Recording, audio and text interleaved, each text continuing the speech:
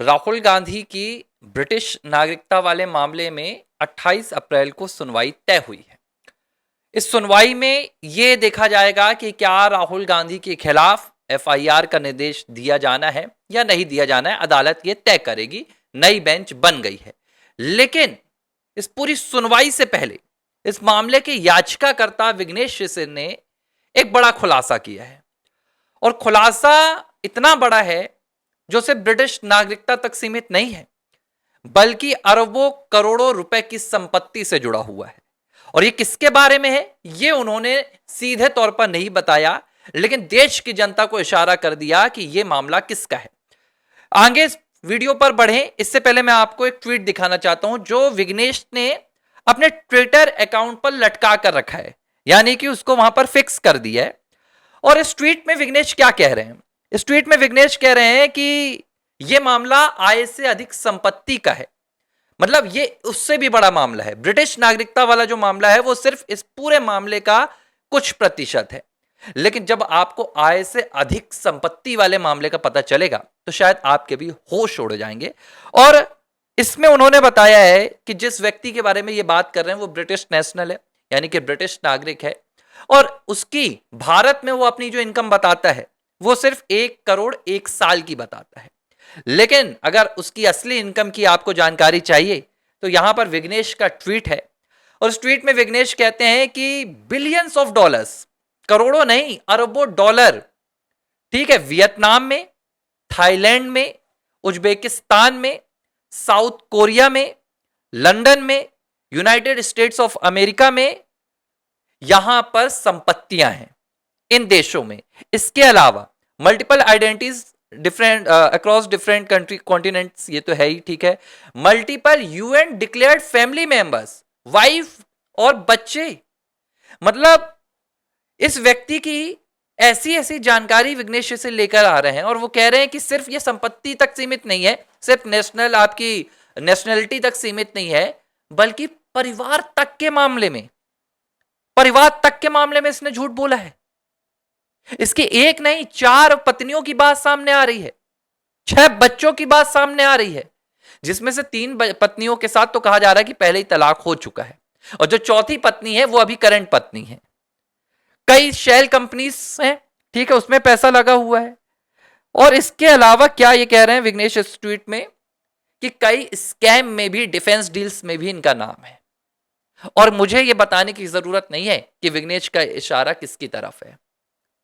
पहले भी विघ्नेश से ने साफ तौर पर कहा था कि उन्होंने राहुल गांधी की संपत्ति से जुड़े हुए तथ्य भी अदालत में रखे हैं, राहुल गांधी की प्रॉपर्टी से जुड़े हुए दस्तावेज भी अदालत में रखे हैं और सीबीआई और ईडी को भी सौंपे हैं। लेकिन खुलकर उन्होंने नहीं बताया कि राहुल की क्या संपत्ति का उन्हें पता है, राहुल के पास कितनी संपत्ति है और उन्होंने क्या दस्तावेज सौंपे हैं। लेकिन जिस लिहाज से वो ट्वीट कर रहे हैं एक के बाद एक, इन ट्वीट में वो एक ही बात कहते हैं कि ये ब्रिटिश नेशनल की मैं बात कर रहा हूं। अब भाई हम इतने तो कमजोर नहीं है, आप भी देख रहे हैं कि विघ्नेश से जिस एक मामले में पिछले 33 महीनों से जुटे हुए हैं, जिस ब्रिटिश नेशनल की वो बात कर रहे हैं, वो राहुल गांधी का मामला है। लगातार विघ्नेश से राहुल गांधी का ही मामला उठाते आ रहे हैं। इसके अलावा विघ्नेश ने फिलहाल दूसरा कोई ब्रिटिश नागरिकता वाला मामला नहीं उठाया। तो सवाल यह भी उठ रहा है कि क्या ये जो संपत्ति का पूरा ब्यौरा दे रहे हैं विघ्नेश, यही ब्यौरा उन्होंने अदालत में भी दिया है, यही ब्यौरा उन्होंने ईडी के पास भी दिया है? क्योंकि इस मामले में मैं आपको याद दिला रहा हूं, ईडी को भी समन गया था यही ब्रिटिश नागरिकता वाले मामले में, जब एमपी एमएलए कोर्ट लखनऊ में बातचीत चल रही थी, मतलब सुनवाई चल रही थी। और इसी वजह से क्या इस मामले को इतना ज्यादा हाई प्रेशर बनाया जा रहा है? देखिए, अब आप इस बात को समझिए कि सिर्फ नागरिकता की बात नहीं है। नागरिकता बस की बात होती तो कांग्रेस पार्टी अभी तक सामने आ जाती, कांग्रेस पार्टी हल्ला मचाती कि झूठे आरोप लगाए जा रहे हैं, इस तरह की तमाम बातें की जा रही हैं। उतना डर कांग्रेस पार्टी को नहीं लगता। लेकिन यहां पर तो पूरी जिंदगी भर की कमाई है, यहां तो पूरी जिंदगी भर की इनकी जो चुराई हुई संपत्ति है वो भी फंस रही है। और इसी वजह से किसी भी तरह का रिस्क कांग्रेस पार्टी नहीं लेना चाहती है, किसी भी तरह का रिस्क यहां पर गांधी फैमिली नहीं लेना चाह रही है। अब सुनवाई की दूसरी तारीख भी आ गई, मतलब जो 20 को नहीं होने वाली थी वो अब 28 को हो रही है। अभिषेक मनु सिंघवी जैसे अधिवक्ता खामोश हैं। किसी भी तरीके से एक बार भी केजरीवाल का मामला आप देखिए ना कितना उछाला जा रहा है भाई। वहां भी तो जस्टिस स्वर्णकांता शर्मा के रिक्यूजल पर ही पूरी बहस चल रही है। उन्होंने अलग कर दिया, उन्होंने कहा कि भाई मैं नहीं अलग होंगी। अब केजरीवाल सत्याग्रह पे जा रहे हैं। अभिषेक मनु सिंघवी कह रहे हैं कि भाई ये तो बिल्कुल सही कर रहे हैं केजरीवाल। पूरा मामला हाईलाइटेड है। अभिषेक मनु सिंघवी के पास क्या राहुल गांधी का मामला नहीं गया कि भाई एफआईआर तक की नौबत आ गई? आप तो कांग्रेस पार्टी के सिपाही हैं, कांग्रेस पार्टी के वकील हैं, तो शांत क्यों हैं, चुप्पी क्यों साध रखे हैं? इसका जवाब यही है कि इस चुप्पी की वजह है कांग्रेस पार्टी इस मामले को डील कर ही नहीं रही है। इस मामले को भारत से बाहर से डील किया जा रहा है। इस मामले में विदेशी तार जुड़े हुए हैं।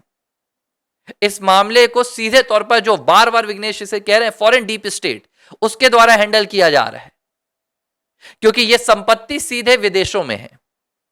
और यह संपत्ति कहां से बनी, किसने दी यह संपत्ति? जाहिर सी बात है, भारत में रहते हैं, भारत में राजनीति करते हैं, तो सोर्स ऑफ इनकम भारत से ही बनता है। लेकिन ऐसा नहीं है, क्योंकि भारत में तो ये 1 करोड़ साल की दिखाते हैं। भारत में तो ना रोजगार है इनके पास, ना इनकी भारत में कोई कंपनी है, ना कोई बिजनेस है। तो फंडिंग कहां से आती है? यह सवाल पहले भी उठाया गया। यह सवाल निशिकांत दुबे ने भी उठाया था कि भाई इनको जो विदेशी यात्राएं ये करते हैं उसकी फंडिंग कहां से आती है? जॉर्ज सोरोस के साथ इनका नाता है। जॉर्ज सोरोस दुनिया भर में इसी तरह के राजनेताओं को फंडिंग करते हैं ताकि उन देशों की जो डेमोक्रेसी है वो कहीं ना कहीं बिगड़े। तो अब ये मैं नहीं कह रहा हूं कि ये जो ट्वीट किया है विघ्नेश शिवसेना ने, ये ट्वीट उनका पूरा सच होगा, ये तय करना तो अदालत का काम है। लेकिन उन्होंने जो आरोप लगाए हैं वो आरोप अगर कमजोर होते तो आज विघ्नेश शिवसेना पर ये कांग्रेस पार्टी वाले अभी तक हावी हो गए होते। ठीक उसी तरह जैसे हेमंता पर चढ़ने की कोशिश की जा रही थी, लेकिन जब हेमंता ने तमाम दस्तावेज लाकर रख दिए 24 घंटे के अंदर, पूरा का पूरा वहां पर कांग्रेस पार्टी का काम तमाम हो गया। उल्टा हो रहा है, पवन खेड़ा आरोप लगाए हैं, वही फरार हैं। यहां विघ्नेश शिवसेना को देखिए आरोप लगाकर छाती चौड़ी कर कर दिल्ली से लखनऊ, लखनऊ से दिल्ली घूम रहे हैं, अदालतों की कार्रवाई कर रहे हैं। उनके खिलाफ एक कांग्रेस का बंदा एक नोटिस नहीं भेज पा रहा है कि अरे कम से कम आईटी सेल वाला तो नोटिस भेज दे, इस ट्वीट पर नोटिस भेज दे कि आप क्या हमारी संपत्तियों की बात कर रहे हैं। ये सब झूठी बातें हैं। मामला भारत के बाहर है और मामला कहां से डील हो रहा है ये बात बहुत जल्द सामने आ जाएगी। इसीलिए जब जस्टिस सुभाष विद्यार्थी वाला कांड हुआ और उन्होंने अपने आप को रिक्यूज किया तो सबसे ज्यादा संदेह आया कि सिर्फ यहां पर बात इतनी नहीं थी कि विघ्नेश शिवसेना ने ट्वीट कर दिए, यहां पर बातें भारत के बाहर तक से फैली हुई हैं। और इस मामले में तो मैं आज भी कह रहा हूं कि कहीं ना कहीं जांच होनी चाहिए। मुझे यह संदेह है, ऐसा लोग भी कह रहे हैं कि यहां पर हो सकता है थ्रेट भी आया हो, धमकी भी दी गई हो और शायद इसी वजह से जुडिशरी के ऊपर दबाव बना और जुडिशरी ने अपने स्टेप बैक कर लीजिए कि कोई भी वजह हो सकती है, इसकी जांच होनी चाहिए। एक तरफ आप जस्टिस स्वर्णकांता शर्मा को कह रहे हैं कि वो रिक्यूज नहीं हो रही है और जो रिक्यूज हो गया भाई उससे आप कुछ पूछ नहीं रहे।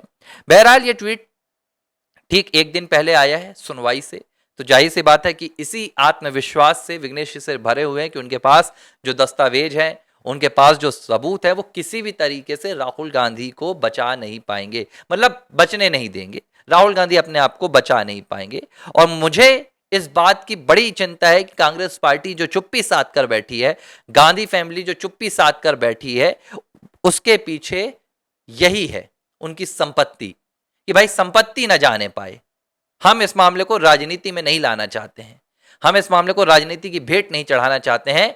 धीरे धीरे जैसे तैसे इस मामले से बाहर आ जाएं। बहरहाल कल लगातार मैं आर फॉर राष्ट्र पर बना रहूंगा।